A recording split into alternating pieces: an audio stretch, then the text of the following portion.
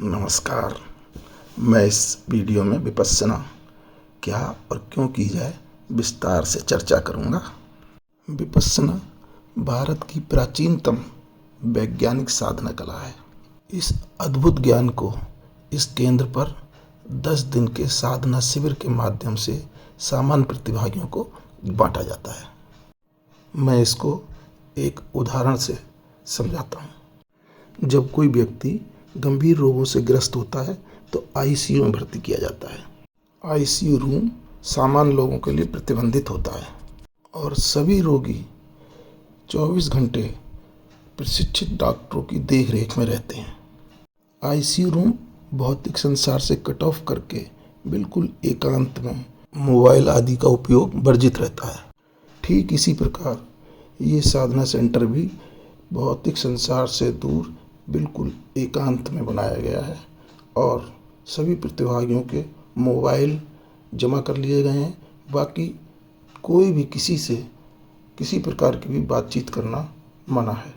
भौतिक संसार से आया सामान्य व्यक्ति भी अनेकानेक मन के विकारों से ग्रस्त होता है और उन विकारों को अंतर्मन से निकालने के लिए एक शैल क्रिया की तरह पूरी विधिवत उनकी व्यवस्था करनी होती है। अंतर्मन के सभी विकारों को निकालने के लिए और मन को निर्मल करने के लिए साधना ही सबसे उत्तम विधि है। साधना से मन शांत और निर्मल और व्यक्ति संत हो जाता है। इस प्रकार 10 दिन के साधना शिविर में इस परिसर में आर्य मौन रखकर वाणी और शरीर से संयम करके शील और स्वभाव का अभ्यास बहुत अच्छी तरीके से और कड़ाई से किया जाता है। इसके बाद ही साधना संभव है।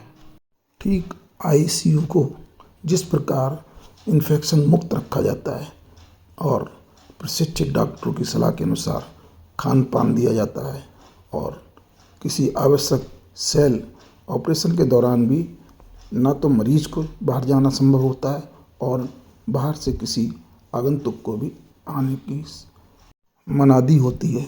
ठीक उसी प्रकार साधना केंद्र को भी बाहर के मनोवैज्ञानिक विकारों से मुक्त रखा जाता है और उनका खान पान आहार विहार भी प्रशिक्षित आचार्यों की सलाह के अनुसार ही दिया जाता है। साधक की संयमित दिनचर्या ही साधना का प्रथम चरण है और दूसरे चरण का अभ्यास ध्यान प्रक्रिया के द्वारा कराया जाता है, जो इस प्रकार है। ध्यान कक्ष में जो विशेष रूप से एकांत में बना होता है वहाँ पर ध्यान का अभ्यास किया जाता है। ये साधना का दूसरा चरण है। इसको हम एक उदाहरण से समझते हैं। प्रत्येक व्यक्ति का मन अत्यधिक चंचल और चपल होता है, जो प्रतिक्षण योजनाओं पर योजनाएं बनाता है। योजनाओं के सफल होने पर वो शरीर को खुश कर देता है और योजनाओं में विफल होने पर वो इसी शरीर को बहुत व्याकुल कर देता है। स्वार्थी और प्रपंची शरीर भौतिक संसार में रहकर इस सब विकारों से मुक्त नहीं रह सकता। सातिर मन और स्वार्थ निहित शरीर इस प्रपंची संसार में व्याधियों का कारण बन जाता है। भटकता हुआ मन एक जंगली जानवर की तरह है, जिसको साधना के द्वारा ही अभ्यास से बस में किया जाता है। ये साधना का दूसरा चरण है। जब शरीर मन को कंट्रोल करने के लिए अभ्यस्त हो जाता है तब साधना का तीसरा चरण चालू होता है, जिसे विपश्यना साधना कहते हैं। विपश्यना साधना का ये महत्वपूर्ण चरण है।